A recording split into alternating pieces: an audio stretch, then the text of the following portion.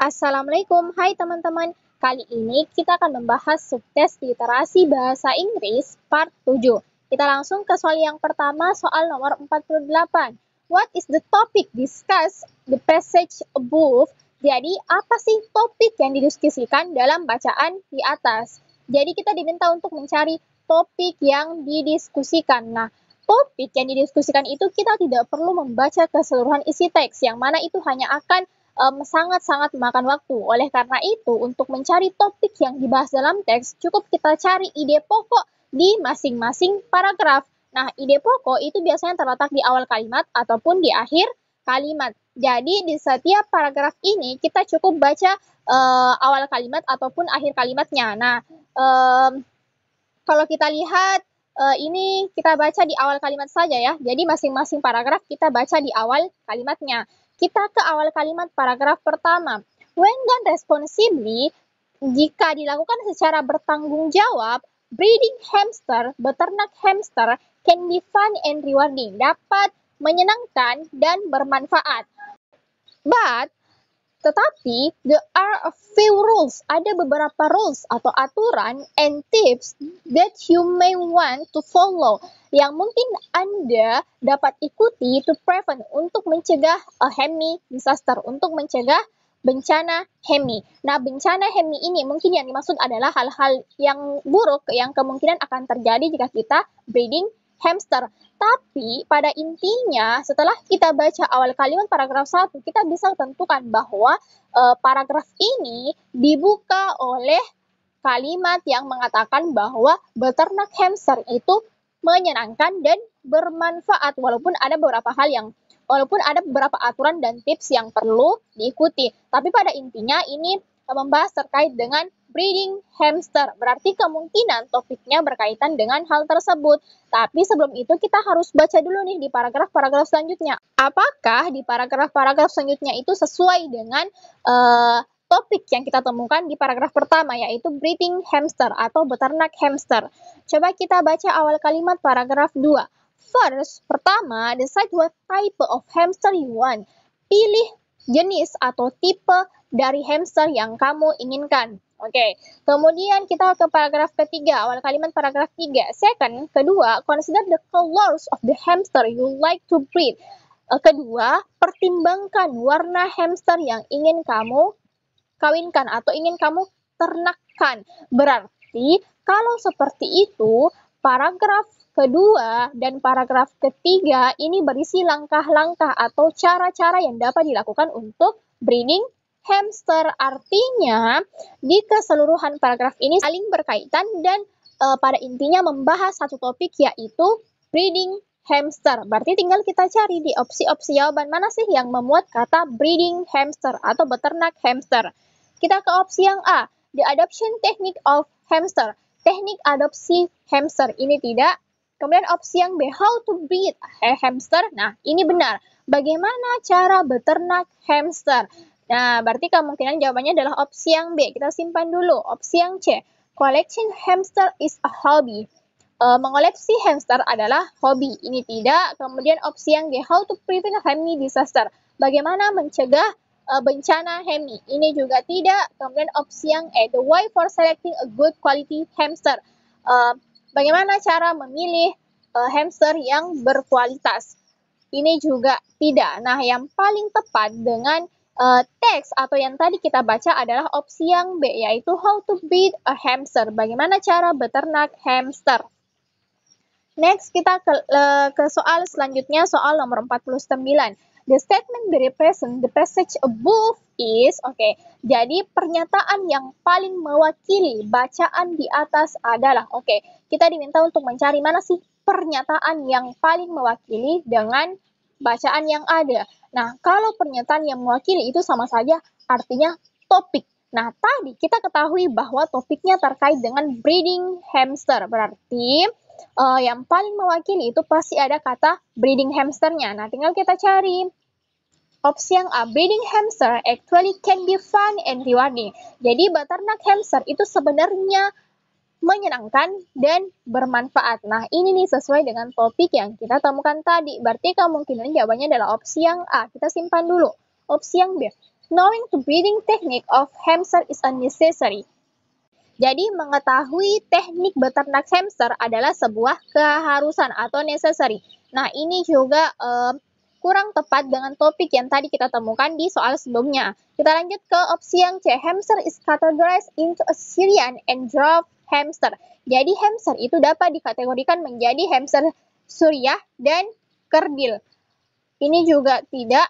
Opsi yang D. It's better to consider the color of hamster. Lebih baik memperhatikan warna dari hamster. Ini juga tidak. Opsi yang E. There are many hamster available for adoption. Ada banyak hamster yang tersedia untuk diadopsi. Ini juga tidak. Jadi untuk soal nomor 49, pernyataan yang paling mewakili dari teks atau bacaan adalah opsi yang A, karena ini sesuai dengan topik yang ada tadi, yaitu breeding hamster. Beternak hamster actually can be fun and rewarding. Beternak hamster sebenarnya menyenangkan dan bermanfaat.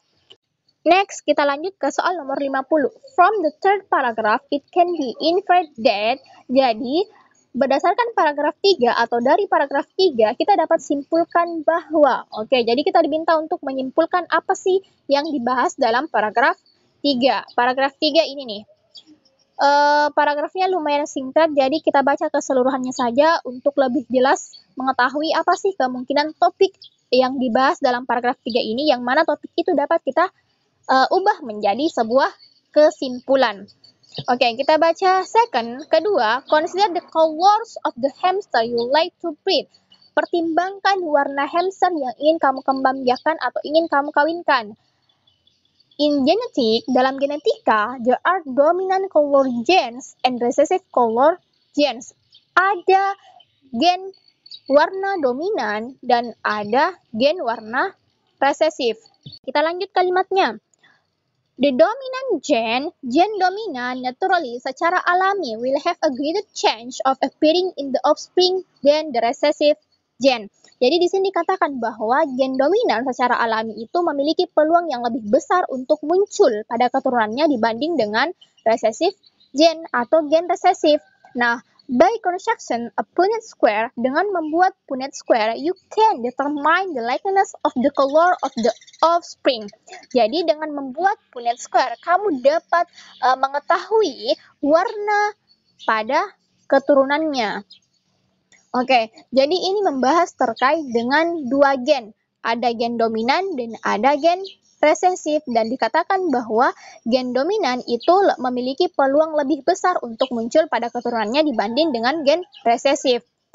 Nah, setelah kita baca paragraf 3 ini, kita bisa ambil kesimpulan bahwa ada dua gen, yaitu gen dominan dan gen resesif. Kemudian di kalimat selanjutnya dijelaskan bahwa gen dominan itu memiliki peluang yang lebih besar dibanding dengan gen resesif. Tapi pada intinya kita bisa ambil kesimpulan bahwa ada dua gen dalam hamster. Jadi kesimpulannya pasti berkaitan dengan dua gen dalam hamster, yaitu gen dominan dan resesif. Nah, tinggal kita cari opsi yang A. There are dominant color genes and recessive color gen. Ada gen warna dominan dan ada gen warna resesif. Nah, ini nih sesuai dengan paragraf 3, sesuai dengan simpulan yang kita ambil tadi di paragraf ketiga. Jadi jawabannya adalah opsi yang A. Kita lanjut ke soal selanjutnya, masih dengan teks yang sama. Kita baca dulu soalnya. Which type of hamster get easier to breed according to the passage above? Jadi tipe hamster seperti apa yang mudah dikembangbiakkan berdasarkan bacaan di atas? Kita cari kata kuncinya easier to breed, yang mudah dikembangbiakkan. Mana nih? Coba kita cari di paragraf. Nah, ini nih. Ada di paragraf 2. Kita baca mulai dari awal. Dwarf hamster are thought to be nippy. Hamster kerdil itu dianggap lebih lincah, tetapi can actually be easier to breed, lebih mudah untuk dikembangkan. Berarti hamster yang mudah dikembangbiakkan adalah dwarf hamster atau hamster kerdil, opsi yang D.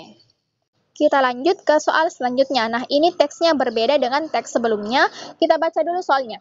It was originally held to thank God for their survival in the new land. Paragraf 2. Oke, jadi artinya adalah itu pada awalnya dilakukan untuk mengucap syukur kepada Tuhan atas kehidupan mereka in the new land, di tanah baru. Paragraf 2. Paragraf 2 mana nih?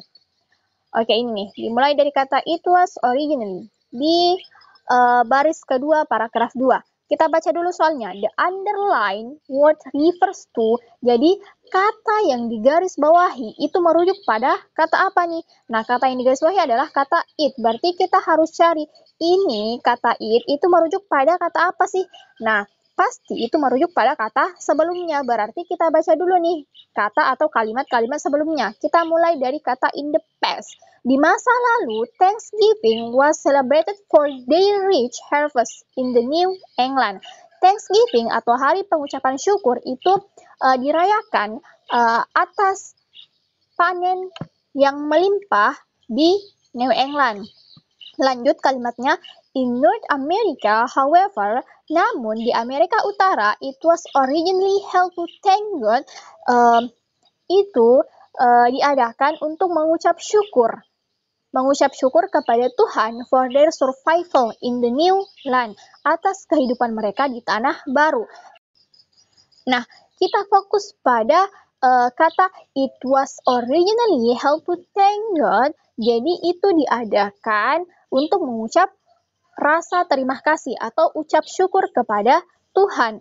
Nah, kita fokus pada kata diadakan. Nah, apa sih yang diadakan? Yang diadakan adalah Thanksgiving atau hari pengucapan syukur. Jadi, kata it ini merujuk pada kata Thanksgiving atau hari pengucapan syukur.